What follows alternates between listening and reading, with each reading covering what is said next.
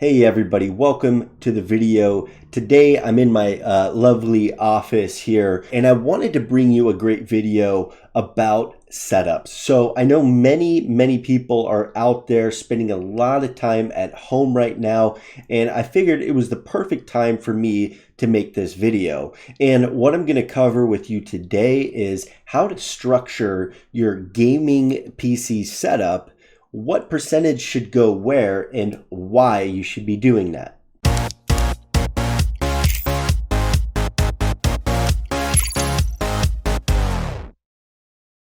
I have PC part picker up here, and I have three categories. I have your entry-level PC, your mid-range PC, and then what I would consider a high-range PC without being the massive build, you know what I mean, which I believe are at the $500 price point, the $1,000 price point, and the $2,000 price point. So you have to focus on the motherboard and CPU and how well those things will upgrade with you moving into the future. Secondly, you're going to want to focus on RAM. RAM is important, but not as vital as the CPU and motherboard. Graphics card is third on my list because I can actually get graphics somewhere else through the CPU if my budget is very small. But here I could probably afford a lower budget card just to get me started. Fourth, I would go case and cooling for sure. Now at this particular stage of the build, I would put storage a little bit further down the list because you can buy a very small SATA drive and larger mass storage for pretty inexpensive, pretty cheap. So it's about fifth on the list. And then the last thing you're going to be looking for is a power supply. So let me break all this down in percentages for you guys so we can get a better idea of what you'd be spending. What I'm saying for CPU is about 20%, so about $100. For the motherboard, we'd be looking at about $75 at 15%. The RAM, you're going to want 10% or so. I'm putting all this down below so you guys can check out. Graphics card, you could fit in 20%, so about another $100, and then 15% for case and cooling. Now I'm going to recommend that you find something that's a combination of both. Now when it comes to storage, you're going to want to do about 10%. That leaves you $50. That should get you a pretty sizable hard disk drive. And then very last, you're going to want about 10% on the power supply. I don't recommend anything too crazy here. Okay, so we're going to dive in, and what I've done here is I've built out a nice little budget build, $500 and below, and I'll go through it with you guys real quick. I've started here with the Ryzen 3 3200G. Now this is a heck of a deal, $94.99, integrated graphics. And to pair that, what I've done is the MSI B450M Max. It's a micro ATX board, and there is some upgrade path. When it comes to budget memory, I've always gone with Patriot, the Viper, the 3000 megahertz. It's been great. I use it in a build that I currently have. It's the budget build that I did for this channel, $42.99. It's going to put us at under 10%. I've gone with the Western Digital Caviar Blue at under 10%. We hit every aspect we needed here so far, and actually came under just a little bit. And that allows us to do one thing, which is take and add a $130 graphics card rather than a $100 graphics card. That being said, for your case, I've kind of done this one way. You can do it a totally different way. When it comes to budget cases, Cooler Master is great. They have great designs, they have a lot of options out there, and they're all pretty affordable. The one I chose, the Q300L, is a budget case. There's no fans included. It's a micro ATX case. You could get this case and get your own fans if you wanted. Or you could go find Cooler Master's other lineup and spend about $75 and get your fans included. It brings us to the power supply.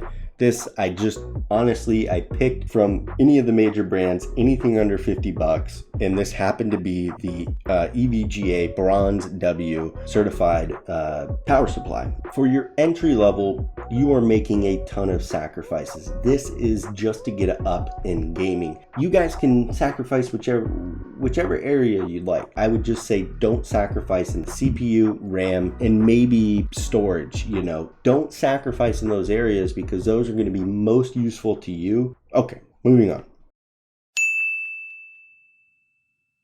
So we're on to the mid-range, which my budget is set at about $1,000. Here I'm going to focus mostly on my graphics card and my CPU first, because that's going to be where I build everything around. Then I'm going to go to the RAM and the motherboard, because RAM is just as important for your system speeds and capabilities, max capabilities, as your graphics card and CPU. All three of those things can be a bottleneck for you, and if you don't match them up properly, then you're going to get a bottleneck. You don't want that. Third, I'm definitely going to recommend some decent storage. You're downloading 60, 120 gig games. Who knows what you're doing, but you're going to need good, fast storage. You're not really going to touch M.2 at about $1,000. It's going to eat up too much of your budget and not give you something that you won't have to invest more in later. Now, a little bit further down the list is case and cooling. I still recommend you find a case that has fans built into it. Not built in, but included in the kit. Last on the list, again, is going to be the power supply. We'll need to ramp it up just a little bit. How that breaks down for me in the mid-range is you're definitely going to want to spend about 30%, so $150 or so on your graphics card. I then say you're going to want about 20% for the CPU. So we're looking at about $200. For your RAM, you're going to want about 10%. $100 should get you 16 gigs of RAM, no problem. And then with the motherboard, you're going to want about 10%. And then on case, I say about 10% because 75 to $100 should get you a decent case with good cooling, which leaves about 5% in my mind to add additional case fans if needed. And then that leaves about 10% for the power supply. That's going to get you a good 600 watt power supply for about $80 to $100. We could probably go down a bit. We'll see how this all plays out. I just didn't want to split hairs and do like 7.5% to 10% or 8%. So you guys get what I mean. Let's dive in and I'll show you the parts I selected. So for the mid-range $1,000 PC gaming setup, don't mind this compatibility thing. This is a B450 Max that is compatible with the 3rd gen Ryzen. So here we are, we're actually at 20% on the Ryzen 5 3600X. Now, could get the 3600. It's arguable that there's a negligible difference. However, if you want to eke out the best performance that you can, essentially you're getting an overclocked chip out of the box. Well, then we'll check out the B450 Max ATX motherboard. The Tomahawk motherboards have just been highly reliable, so that's something that I recommend. Coming down, I didn't get too crazy with the RAM. I just went with the Corsair Vengeance LPX 16 gig kit. Here, what I've done different than the budget build is on our storage, I've added a 500 gig M.2. Whatever you want to do here to maximize your storage is up to you. Let's move on. This is another one, the video card, the graphics card, where it could be left up to interpretation. You could absolutely do something different. I love the RX 5700. You could go ahead and do a 2060 Super. The SC, in my opinion, is not great. As far as like comparison, you're getting 6 gigs of VRAM, not 8, whereas the 5700 does give you the full 8 gig of VRAM. I did stick with Cooler Master on the case. Again, they're great budget value for any system, but here we have the MB511. Comes with 3 LED fans, and then I got a nice 600 watt gold certified power supply from EVGA. You see that we haven't quite hit the $1,000 mark. We're a few dollars off. Again, That's where you can manipulate the budget a bit. You can do whatever you want. I'm moving it by a point or two on each end, just to kind of finagle the best possible system for you. This is going to be a great system. Anyone who starts out here is going to be rocking any game right now on high settings, and you're going to be getting 60 frames, no problem. You've got $2,000 to spend. First and foremost, what you're going to want to focus on is your CPU and graphics, hands down. So that's number one on my list. Those two together, and you have to pair them up really well. Second is going to be your RAM and your motherboard. Now, the motherboard is going to be what really provides a relationship between all three of those things: your RAM, CPU, and your graphics card. You can go RGB if you want. You can slack on the RGB, just go straight cooling capabilities, best case you can get, and maybe spend a little more on some other items that are more important to you, and maybe look at something like all-in-one cooling for your CPU, and obviously some more case fans. You'd probably go 3, 4, 5 case fans. What I would put down on the next part of the list is going to be storage, mass storage. I would definitely say you cannot spend $2,000 without getting at least a terabyte or two in either M.2 storage or SATA storage. M.2 is just nice because you don't have to hook up any additional wires. It's super clean looking for your build, and it's easy to install. You can get mass storage too. If you want to grab a 2 to 4 terabyte hard disk, great, by all means do it. Of course, last is power supply. That being said, my breakdown here: graphics card is going to be about 30%, CPU 15 to 25%, depending. RAM is going to be about 10% here. Your motherboard, I am saying you're going to need about 15%. That's $300. Now for your cooling and case, what I recommend is 7.5% for each. You can flex those back and forth.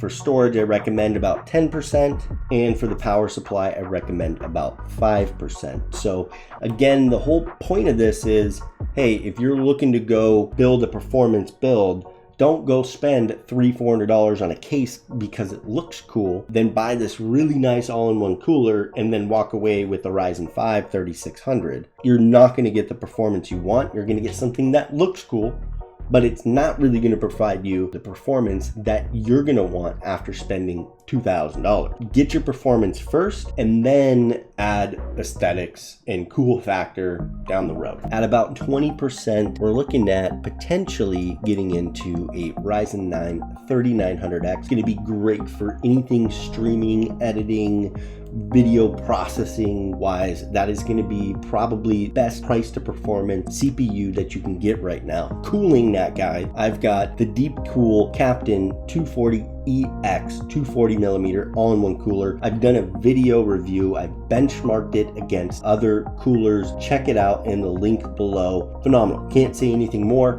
$129.99. Comes in under 10% of the budget.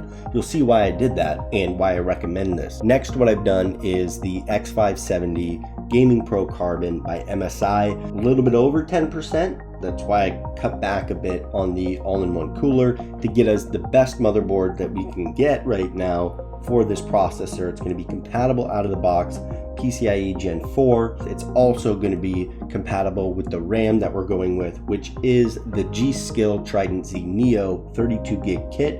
It is Ryzen optimized. It's a 32 gig kit. I added a 1 terabyte to the Intel 660p M.2 storage. It's a great M.2 NVMe drive. I have 2 myself now.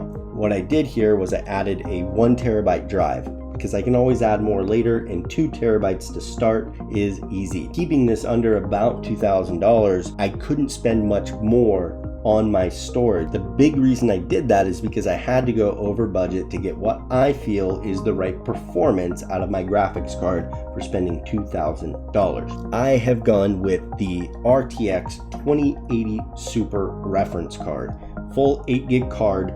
It outperforms pretty much every other card until you get to the 2080 Ti. The case that I went with comes with 3 RGB fans and I believe a fan controller. That is the IQ220T. You're obviously going to switch those fans to arrange somewhere else because you're going to have a 240 millimeter all-in-one unit going in. It has great airflow for that 2080 Super and your 3900X. No concerns whatsoever here. Then I went ahead and threw in the Corsair RM750 fully modular Gold Plus rated power supply.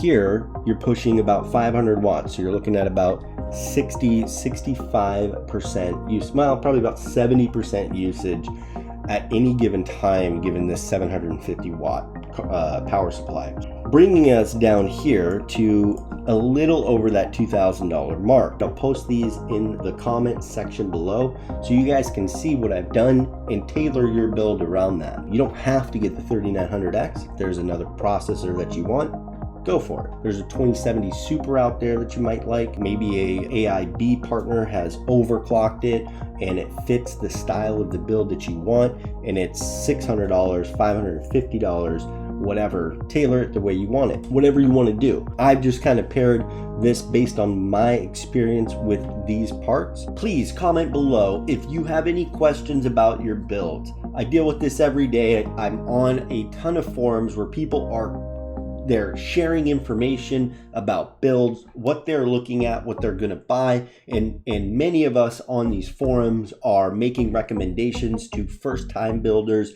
maybe even second or third-time builders that just haven't done it in a while and need some pointers to kind of get through their system and get the best possible PC they can for gaming. So if you happen to be one of those people, definitely write a comment below. Otherwise, thanks for watching. I do have some great how-to tutorial videos coming up very soon. Some stuff on smart home, setting up monitors, things of that nature. So check out the channel. Please subscribe.